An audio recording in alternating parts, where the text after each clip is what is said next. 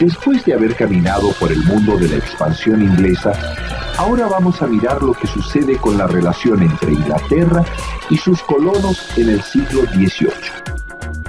Es la historia de un debate sobre lo que cada quien entendía acerca de lo que significa la libertad. Hemos quedado en que este puerto representa un puerto de Norteamérica. Recordarán que en los barcos coloniales no solo viajaban hombres, también viajaban ideas. La mayoría de los colonos llevaba en su cabeza la idea de igualdad y a partir de las pertenencias de su baúl y con algo de suerte, quería hacerse en América de una considerable propiedad. Propiedad privada e igualdad fueron dos ideas comunes que los colonos extendieron en una hazaña de transformación del territorio de América del Norte, aunque desgraciadamente a costa en parte de otros. Como ya hemos visto que sucede con frecuencia en la historia, los hechos tenían dos caras. Lo que para unos fue libertad y conquista, para otros fue esclavitud o despojo.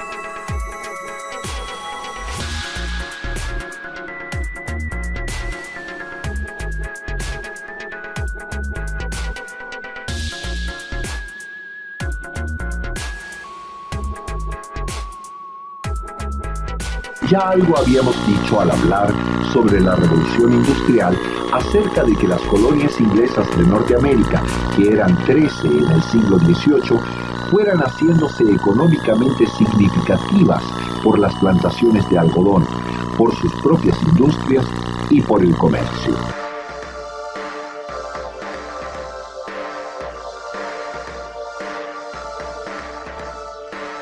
Los colonos, cuya población en el siglo XVIII era ya cercana al 1,5 millones de habitantes, querían buscar nuevas riquezas. Su necesidad y madurez económica los llevó a un enfrentamiento con Inglaterra. Esta no pensaba acerca de la libertad del mismo modo que su colonia.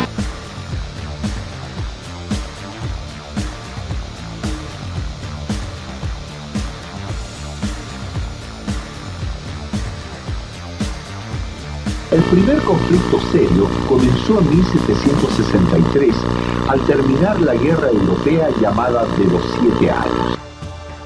Francia se rindió, Inglaterra le arrebató en América el Canadá y el territorio al oeste de las 13 colonias.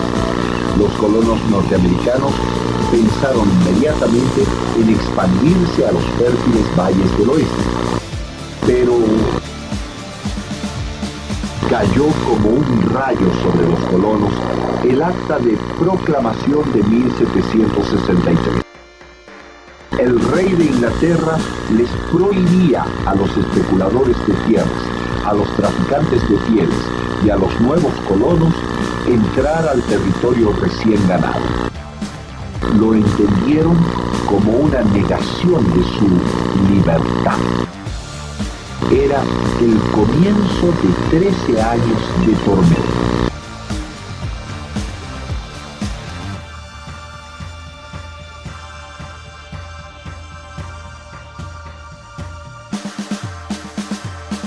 Con el acta de 1763, el Imperio Británico quería fortalecer su principal meta: vender y luego vender más mercancías que los barcos transportaban de Europa a Inglaterra y luego a las colonias, o en el sentido inverso.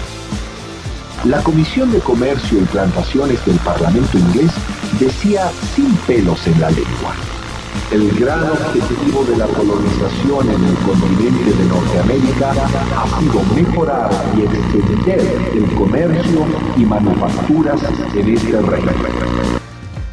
Así que no solo aplicaron la ley de 1763 sobre el oeste americano,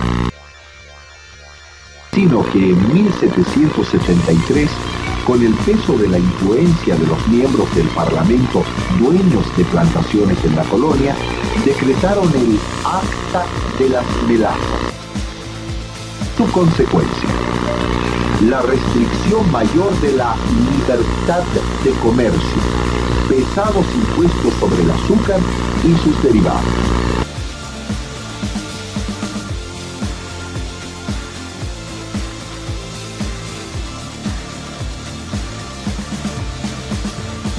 Hoy, aunque existen algunas compañías que monopolizan el comercio mundial y hay leyes para proteger determinadas producciones, hay un flujo libre de mercancías. En la primera mitad del siglo XVIII en Norteamérica, las cosas no eran igual. Además de impuestos excesivos como el Acta de las Melazas, los colonos tenían restringido el comercio sin intermedio de Inglaterra y no podían producir gorras, sombreros, artículos de lana y de hierro. Todo lo que producía Inglaterra con la Revolución Industrial se vendía cara y obligatoriamente en sus colonias.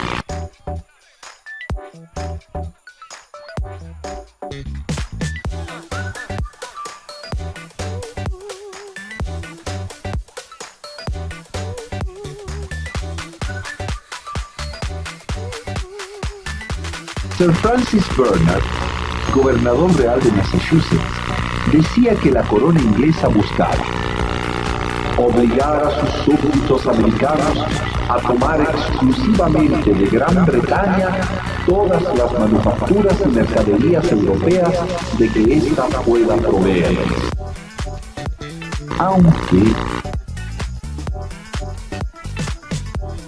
en las ciudades de Norteamérica crecía el comercio porque leyes dictadas no significaban leyes obedecidas. Los colonos pagaban a los funcionarios del rey y si ponían la mano dura, se la torcían. El contrabando era diario. Los colonos preferían agujerear las leyes inglesas que agujerear los bolsillos. En 1764 dictó el Acta del Azúcar, que legalizaba impuestos al azúcar, diplomas de colegio, almanaques, licencias de matrimonio. Los colonos ricos no se cruzaron de brazos. Hicieron creer a los pobres que el Acta del Timbre e Inglaterra eran la causa de la miseria que había crecido entre ellos los últimos años. Cada restricción real provocaba mayor reacción. Empezó en Boston y Massachusetts la agitación de los hijos de la libertad. Los colonos regresaron las mercancías inglesas, no las compraron. Cosieron ropas para no comprar tejidos ingleses. Ante la presión, el Acta del Timbre fue abolida en 1776. Pero en 1767 y 1773, nuevas actas aplicaron un impuesto al vidrio, el plomo y el té, para obligar a los colonos a comprar el té que se había quedado en las bodegas de los barcos de la Compañía de las Indias Orientales a punto de quebrar. Los americanos del té no querían Congreso Continental de Norteamérica que bloqueó la importación y exportación a Inglaterra. En 1775, Gage, un general inglés, dio la orden de apoderarse de abastecimientos militares de los colonos. Sonó un disparo y comenzó la guerra. Un segundo Congreso Continental en 1775 dio el mando de las tropas de los colonos a George Washington. El 4 de julio de 1776 se proclamaba la Declaración de Independencia de Estados Unidos y los derechos que, a su parecer, el Creador había dado a todos los hombres: libertad individual, libertad de palabra, de reunión y de prensa.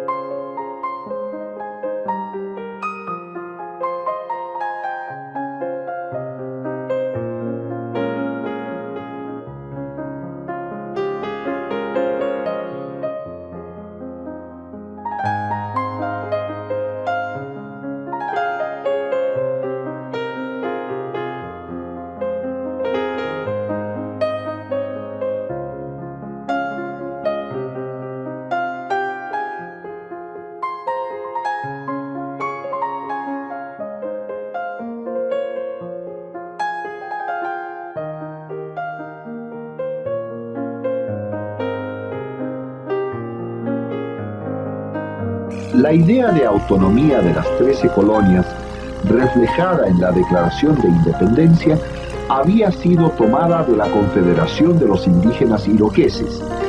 Pese a ello, los habitantes originales de Norteamérica y los esclavos no fueron considerados dentro de las nuevas libertades. Pese a todo esto, el nacimiento norteamericano, en su momento, en 1776, fue un gran avance para los derechos humanos en el mundo. Esos derechos que vimos nacer con la Ilustración francesa y vamos a ver crecer con la Revolución Francesa en nuestra próxima visita a la historia universal. Pero ahora, quedémonos en la boca con el sabor de la independencia norteamericana. Una historia que empezó por un poco de azúcar y de té.